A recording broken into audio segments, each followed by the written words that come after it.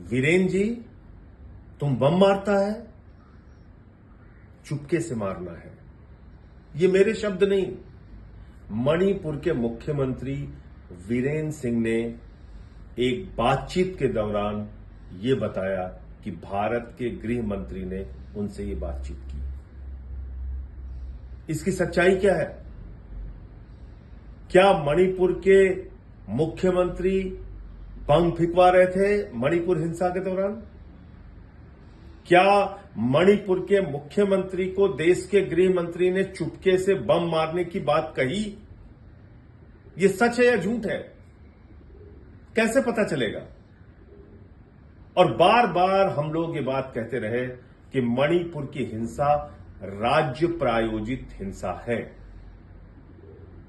यह सरकार के द्वारा प्रायोजित हिंसा है, यह भाजपा के द्वारा प्रायोजित हिंसा है और इसका मुख्य अभियुक्त है मणिपुर का मुख्यमंत्री वीरेन सिंह।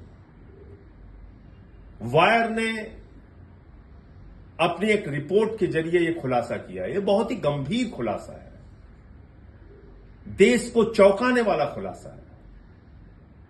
और इस खुलासे में जो रिकॉर्डिंग सामने आई है मणिपुर के मुख्यमंत्री की, वो साफ तौर पे कह रहा है कि देश के गृह मंत्री अमित शाह से उनकी बातचीत हुई और उन्होंने कहा चुपके से बम मारना है।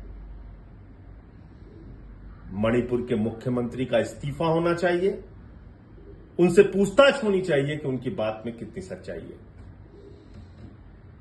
फिर वही मुख्यमंत्री यह कह रहा है कि कारगिल योद्धा की पत्नी जिसको निवस्त करके घुमाया गया, उसको हमारे लोगों ने बचाया।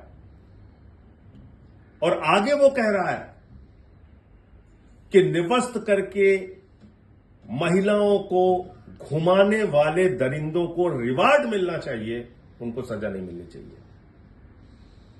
एक मुख्यमंत्री का काम क्या है? दो समुदायों में अगर कोई मतभेद पैदा हो गया है, हिंसा की स्थिति है, तो उसको रोकना और समझाना।